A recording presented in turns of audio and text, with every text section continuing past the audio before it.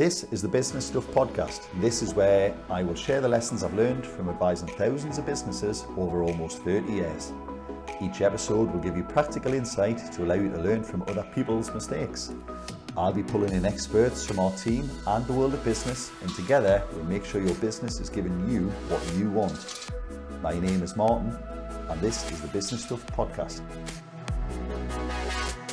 Hi, it's Martin from the Accelerator team, and I'm here today with Michelle Cooper from County Durham Community Foundation, who is going to help us discuss ways that businesses can make giving easy, or giving made easy, whichever way we end up on the slides. Right. Hi, Michelle. Thanks for coming in. First of all, hello. Michelle, can you just tell us what you do, and what the County Durham Community Foundation actually does? Yeah. And we'll just call it the foundation from now on. I think we should. It's a little easier, isn't it? As we even call that ourselves. The foundation. The foundation. What do you do at the foundation, and why does the foundation exist? Yeah, so I'm Chief Exec at the foundation. I've been there in post 4.5 years now, but the foundation itself has been going for 27 years. It's an organisation that works with supporters, people who are individuals, businesses. We also work with local authorities who like to give money, and then we're the experts really in getting that money out to grassroots community groups that make a difference. So a lot of these groups that were operational during the pandemic, they've been around all those 27 years. People only just heard about them. So yeah, we do a lot of grant making, and have done an awful lot in the last 5 years in particular. So you, if we then break down what you do, you've got teams that presumably trying to get money in from primarily businesses, would you say? It's hard to get money from businesses, to be honest, because you've got to know if they're interested, where they are in their journey, find the right person in a business. Yeah. So we have great relationships with a number of businesses. I am going to say Robson Laidler are working with us, so that's fantastic. And we're happy to, we're happy to. We'll make no secret of that. Indeed. So businesses are a part of the relationship, but individuals as well are an important part. So they may have made their money or not even be exceptionally wealthy, but want to find a way of giving to the community. Enough to be able to give. Have enough, exactly, okay. yeah. And I presume the obvious attraction here, certainly for us as part of the decision making, was we wanted to do something. Yeah. We already donate time. We have volunteer days for the team, etc., which they love. Some people really enjoy getting involved in projects. But we also wanted to do the cash bit. Yeah. And actually, you stumped me earlier, because I thought people would rather give cash than time. Yeah. And I even said, well, giving money's the easy bit. That might seem like something you can say when you've got money, and I get that. Yeah. But what I meant really is it's easier to give money than it is to spend a week doing something. Yes. If that makes sense. Yeah, it is. Yeah. But what do you find is the biggest hurdle in between you getting money from businesses? Is it they just don't realise that there's a lot of ways to give and reach, or what is it? So the first challenge for the Community Foundation, despite being around a long time, is not a lot of people actually know about us, and that's a challenge for us to overcome. You know, how a lot of people will give is there's a cause or a place that they're passionate about. So within a business, an owner may develop a relationship with a single charity, and they will give time. It's easier then to connect the volunteering with that charity and cash. And there is absolutely nothing wrong with that. I think, you know, the value of the Community Foundation is that it knows pretty much every local charity that is operating in Stanley, Concert, Biker, you name it. We've got relationships with those charities, and they don't have the depth in their teams to actually go and fundraise. You know, for Robson Laidler, we've already identified a number of charities that you possibly may not have heard of. Sometimes businesses are great and do know that. But if there's a particular interest in supporting young people addressing mental health issues, we can probably go and find 10 charities across 10 different geographies. Who've all got a plan. They just need the money. They've got the trust of the community as well. You know, don't underestimate that local person working with somebody local. There's a trust there. Yeah. Transport is an issue often, so you need these local charities to actually be there in the community for people to access. Yeah. And we know where they are. They know where we are. So if we've got monies available, We run these programs, we make it really clear what the money can be used for. Sometimes for businesses, they're very happy to trust us to place the money with us and then get it to the community group that can make a difference. Doesn't matter the cause or the place. Other times they will say quite clearly, we want to support people living in poverty and help them with skills and education. And we're particularly interested in County Durham in this occasion. So we can get applications in, we understand those groups, we know their strengths, we know their weaknesses, we get the money out there. We do all the due diligence that a good business advisor would do.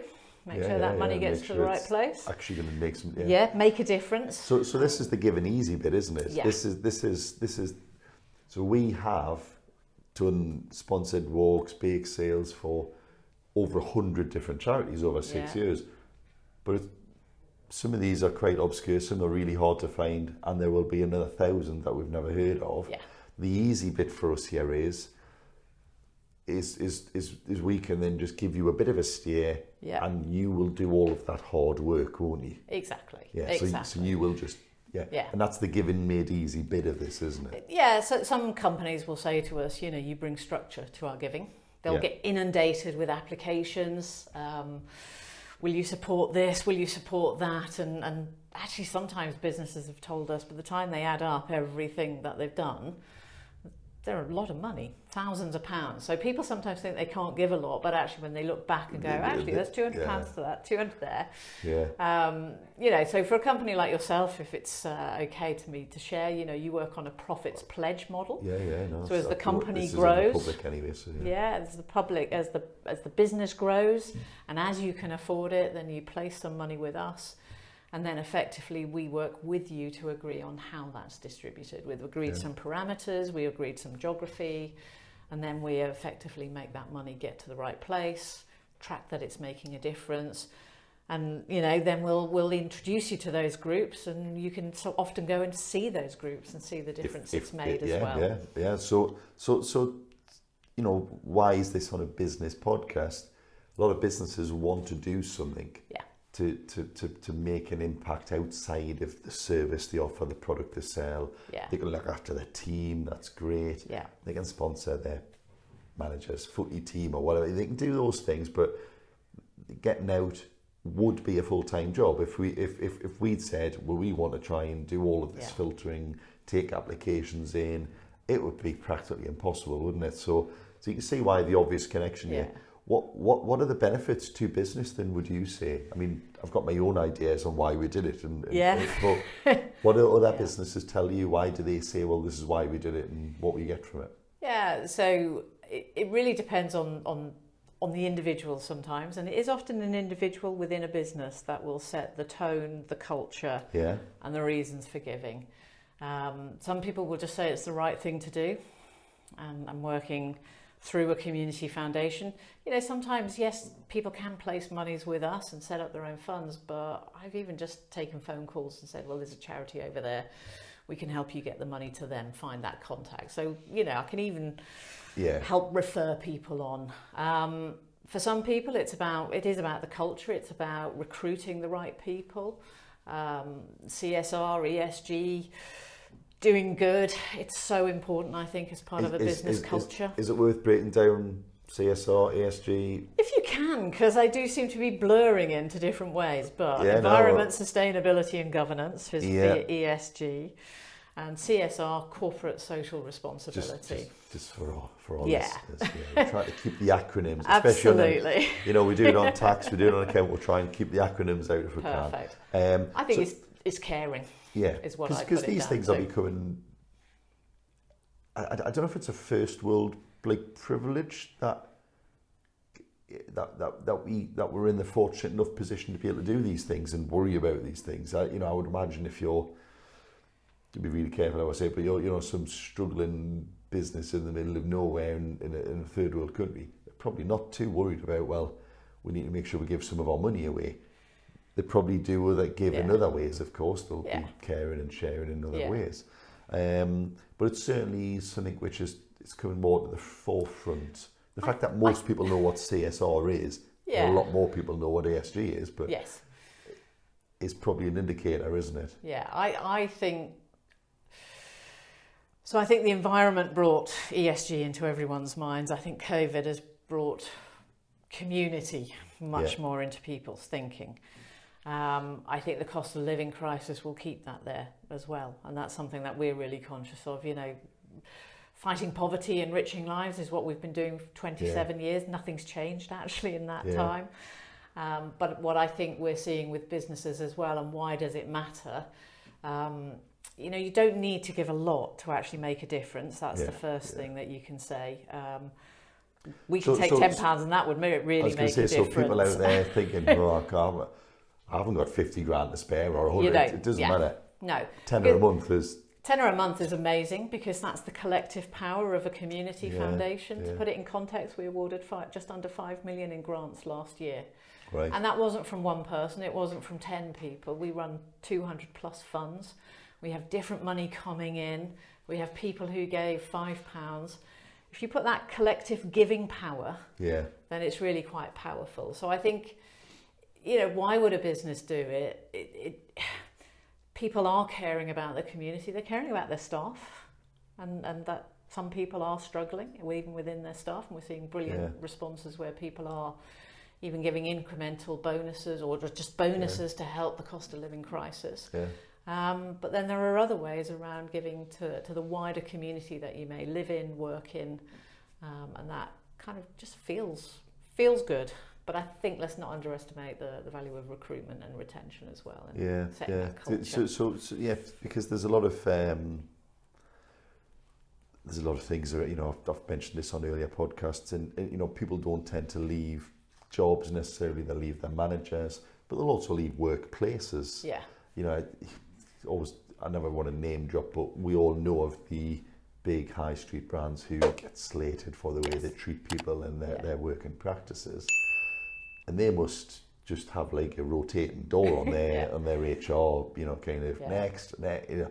So it really does make a big difference, I think, if you can try and do something nice and be a nice place. Because they normally go hand in hand. You wouldn't normally go, well, we're going to do this, but once you walk out that door, like, keep out of my way because I'm actually a monster. That wouldn't normally happen, would it? No, and I mean, one of our long-term supporters, you know, we've been working with them since day one. It's in their DNA. It's just how they are. It's how they are. They don't do it for any special reason. It's how they are, and it will never change. And you know, there is family giving, there is business giving. It works in all ways. And again, that's, you know, great to build that relationship and facilitate that giving, and making sure we can help them make a difference. We had an interesting conversation before we started, and one of the things, this isn't a gotcha by the way. I know. No, I think it's worth. I just think it's an interesting angle here because I was telling you that years ago. Someone said to me, if you do something nice, you should just keep your mouth shut. It's like, it's almost boastful to say. Now, I thought about that and I pondered on it for a long time. I'm actually quite proud that we give a percentage to your foundation. I also don't think that it's us boasting that we do it. You could argue, I don't know, I suppose a cynic would go, you're just trying to look good. That's a secondary matter. I think the attention that we can help drive to you, and also the goodwill we get within our team that we're doing something good, is a much bigger driver for us. Where do you? Because I presume you would want all the attention you could get. Can you answer it once and for all? Do you like when people say we're doing this? Would you rather they were open about it? Yes, but it's not about bragging. No, I get that. And that is what a lot of people will kindly give through us, and they say, but we don't want any PR. I'm like, but would actually, you rather they did? If you could help us in some stories, because it's about, if people can see that you can give, they can go, actually, I could possibly do this. And it is giving made easy. There's a structure to it. I can make that phone call and say, actually, I've got some money. Can you get some to this charity? You can even do that. But it's also about, it is about, please don't be ashamed of giving. Let's be proud of it. Don't hide it. You don't hide it. It doesn't help you at all, does it? It doesn't help us. And more particularly, it doesn't help 600 community groups we supported last year. So you've answered the debate once and for all. Bragging is good. Being proud and talking about it is good. That's a better way. We're not braggers. Scrub bragging from the notes. I should be proud. Be proud, and feel good about it. It is a good, it's a good feeling. I know I feel good about the job that I get to do by getting that money every day. We just read amazing stories of the different money makes, Okay. So obviously, I'm conscious that it'd be great if you get more people to work with you. That's great. Yeah. This isn't an advert for the foundation. No. What do you see as other reasons why people would want to give, or in what other ways are there? I mean, obviously, so we have volunteer days here. We encourage all our staff to go and do a day of volunteering. It's not holiday, it's paid. You get paid to do a day's work. Yeah. Somebody once pulled me on that and went, "That's not volunteering, then, is it?" It's like, okay. It's easy to be negative, that. Isn't it? I Can't even deconstruct that. We're paying people to go and do something else. So I'm happy to say that's a volunteer day. Yeah. What other ways do you think businesses can, give? So I think the time is a really important one, and don't underestimate your skills. So I do have a reputation for saying, please don't go and offer that time to go and paint a wall for the 10th time. Or dig a garden again. If you've got people who have marketing skills, actually a charity would love some of that. Give marketing help, So I was wondering where you were going there. Yeah. Take the skills that the business strip have. The paint off that fence that we. Don't strip the paint, but go and give the marketing skills. Maybe help them make a podcast like this. Use your actual skills because. This isn't my skill, as any regular listeners know. You this. Can talk. But okay. You and I both. We're here for whatever reason. But I like that. Yeah. So just use your skills, and if you're an expert at something. Exactly. So we had the pleasure of running a quick story, and it will be quick. Volunteering fund. By helping a charity give them some money to better coordinate their volunteers. Yeah. They got new boilers fitted, roofs repaired, things built, walls painted. They did want walls in that case, but it was proper people coming in with proper resource and capacity because they were able to bring the right skills in. So this is, I don't know if it's DIY SOS or There's whatever it is, that, but isn't there? Some of these things where they go, we need painters to paint them. They don't just round randoms up, do they? No. So volunteers, there's a bit of a myth actually, because it's hard to manage volunteers. It takes time, it takes effort to get the best out of them. So talk to people, understand where there's some gaps, understand where you can help would be a great thing. If you've got old kit, IT. So during COVID, one of the biggest things we had to fund was laptops, tablets. We've just give all of our old kit away. So think about that repurposing, but at the same time, don't just use them as dumping grounds in that sense. That's what we did. We've got loads of stuff that we've been waiting to get rid of. So repurpose it well, and charities will love it. Mentoring people. Skills, a lot of You're giving us a checklist of all the things we've got on our list. We didn't check notes before, but brilliant. So we're trying to reach out to people coming out of care, refugees coming to the country, ex-offenders, veterans, are all people who've got skills to offer, but quite often don't get. So we're trying to roll out a free initial advice and accountancy for some of those. We're not there yet, but. No, and that's brilliant. That's what we do. That's what you do. So that's your skills. Because what would be the point in us? So we could do accountancy to earn money to give some to charity, so they could hope to pay someone to deliver. Why not just deliver the help direct? So you touched on an interesting thing though, because sometimes the charities are the best route to place that money because of that. It's that back to that trust and connection. Oh no, there's a fine line. I wasn't trying to cut out. No, but there's value in both. Is what I'm saying. Yeah, there's a value in both because, again, with the cost of living crisis, people are talking about dignity and trust. Yes, and so I would never stop you doing the skills, and please do. I think it's brilliant, and we do get asked, is there a charity working in this space? Can we go and talk to them? So we'll make a connection. But it's also don't underestimate that power of that person that knows somebody lives at number 10. Yeah. And they need some help. Who would never ask Who us would for never help, ask would for never that be on our help. radar. Yeah. So there's a balance in all of it. So giving comes in many forms, and it is cash, but it's also time, support. I know a lot of the accountants here, I don't know what ratio or what number, but we've got quite a few of our accountants of volunteer trustees on charities and treasurers and things like that. That again, often people keep thankless asking task. me, but I don't do accounts, so I can't add up. So it's pointless asking me. Yeah, but to be honest with you, and it's interesting, trustees sometimes want to leave your skills at the door. You've been asked to become a trustee because of your skills, We didn't ask you by chance. We selected you because we thought you could do this. Exactly. So there's sometimes conflicts there, but absolutely.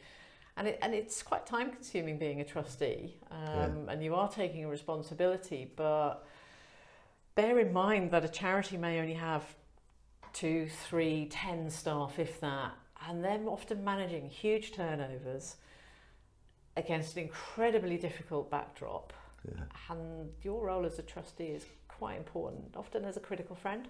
Being that inspiration sometimes. So really invaluable, that role that people play. So what if I were a business today watching this, I kind of go, right, where do people begin? Is it as simple as saying, well, do a little bit of something and see how it feels, and then do a bit more if you can, or like people don't need to wait until they've got the perfect offering, do they? They can there's never a perfect offering. Give something a go. Yeah, absolutely. I think so. Depending on the size of the business, I think maybe get a few people in, have a chat about what interests you. I think the interesting thing here, full disclosure, we often, animal charities are quite popular. Can't knock it. But it's harder to get money out to the people in the community who are struggling at the moment. So just think maybe about a balance. If you want to support an animal charity, maybe... Because you're being more diplomatic than I need to be. Go for it. And also, sorry to any charities who support animals, but you don't often hear about the old, lady who left all of her money to the poor kid next door. No. But you quite often read about the cat who got a bunch of money. Yes. Cats are great. Yeah. You've got a cat. Dogs are better. But yeah. Yeah. So I'm not saying we're not saying don't leave money to animals. Not at all. Categorically not saying that, but no. Yeah. So I think, maybe get a group of people together. Again, it's something that you guys did at Robson Laidler. It's something that a lot of businesses do. There'll be a kind of working group. What interests us? What do we as a business do? And is there any charitable giving that kind of line with that, for example? Yeah. So complement or that complements it. You guys are a B Corps, so Sustainable Development Goals was something that resonated for you. Yeah. So the areas I think of interest around poverty, skills and education, good employment, strong communities. Community is an important word in your title as well, in the foundation name. It's the Community Foundation, because part of what we wanted to do was expand our reach into the community. Yeah. We hope our clients are getting well served. We hope we're looking after our team. We hope we're looking at the things directly within our site and easy remit. We think we're getting. We needed to reach more people in the community, and we knew we couldn't do that on our own, so you've helped us. We haven't helped you, you've helped us, is the way I see it. Absolutely. You kindly gave the money, we got it out to groups, and the groups do the amazing stuff. Which we wouldn't be doing, in the same way. To put that in context, Poverty Hurts is something that we're focused on. We've launched a fund, we did an appeal last year around it. We made getting money out there really easy to groups, £1,000 a pop. People will say, can that make any difference?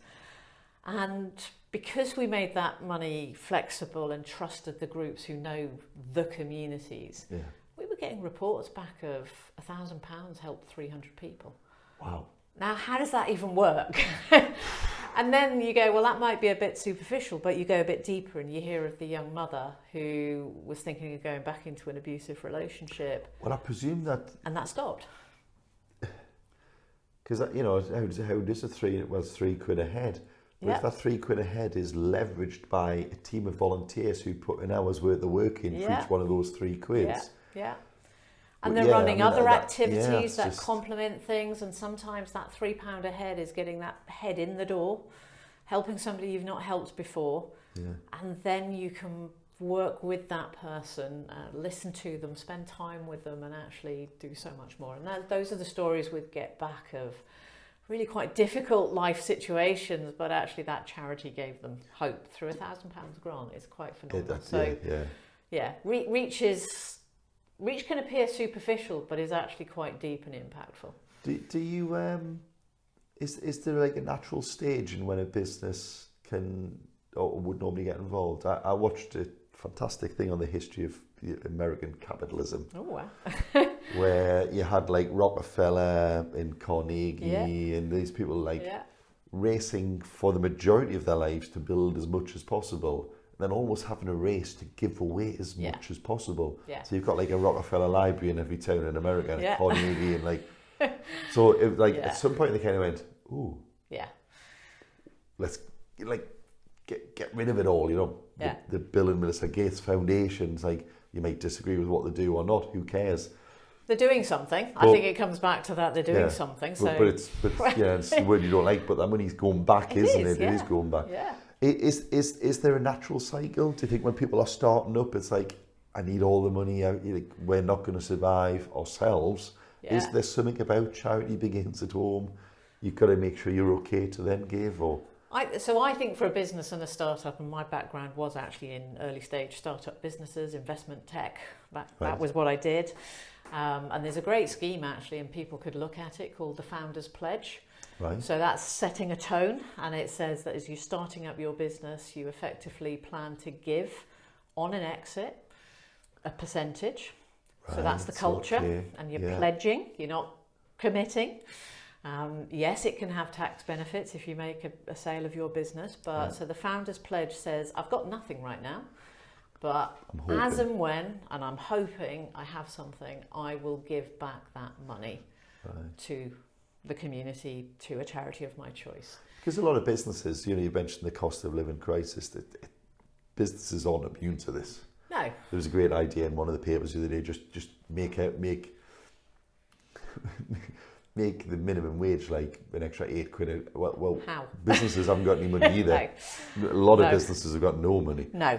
The old joke is, I didn't like 9 to 5, so I work for myself. So I now work 24/7.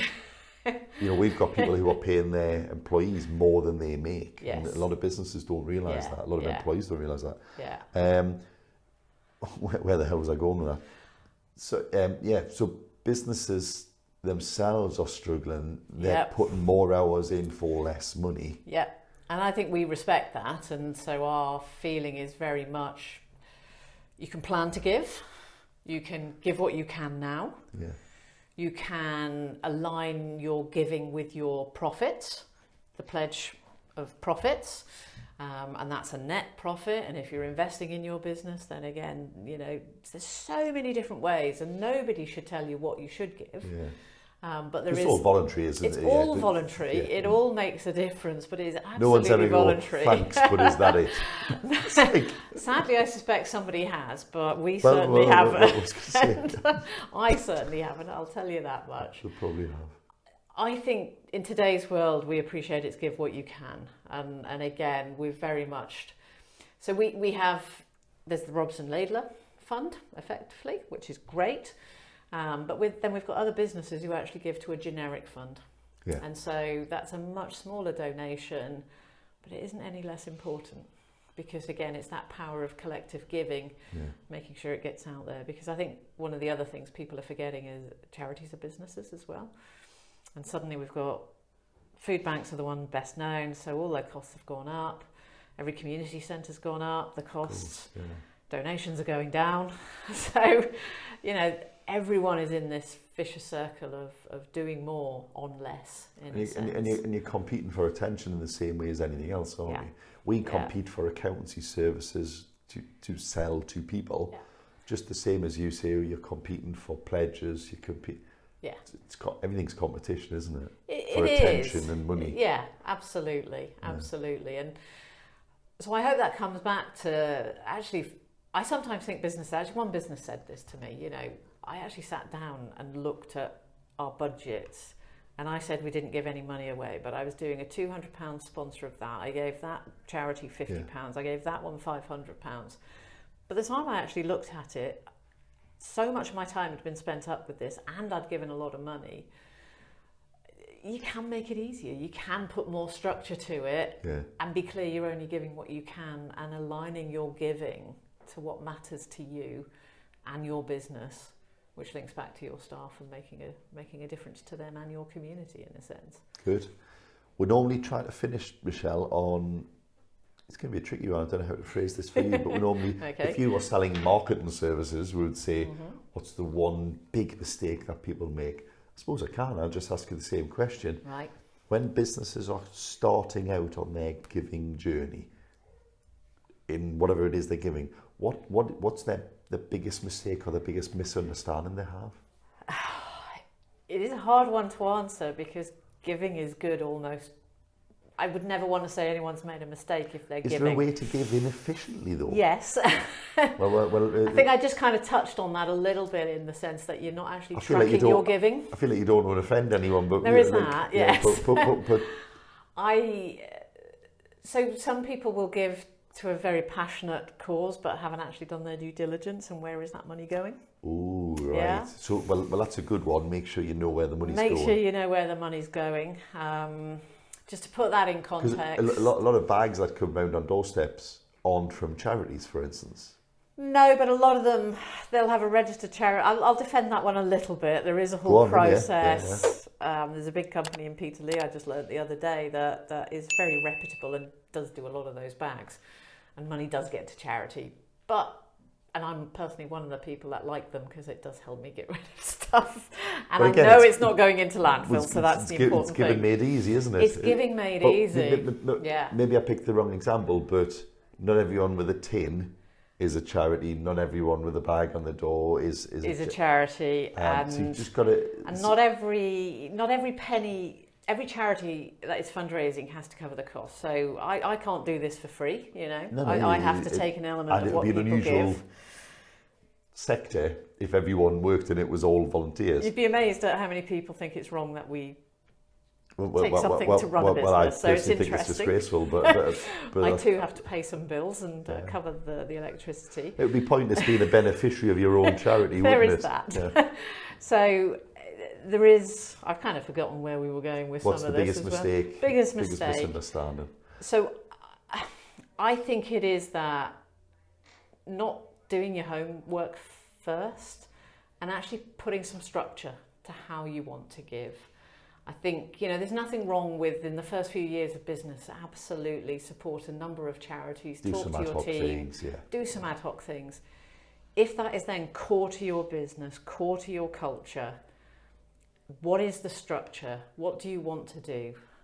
And then put some process, put some budget to it. Be clear about what it is, and then, you know, set up some dedicated processes to do it, and not get swayed by maybe certain causes. So have a plan. It's have a plan. It sounds very business speak, doesn't it? Back to business stuff. Yeah, Jack, who often sits there, will say, have a plan, have a budget. Exactly. Make sure it's written down. Yeah. A plan that isn't written down is just an idea, you know, if it's not written down. Do you want to support, as part of that plan, is it supporting young people, elderly? Is it supporting national charities, local charities? It can be both.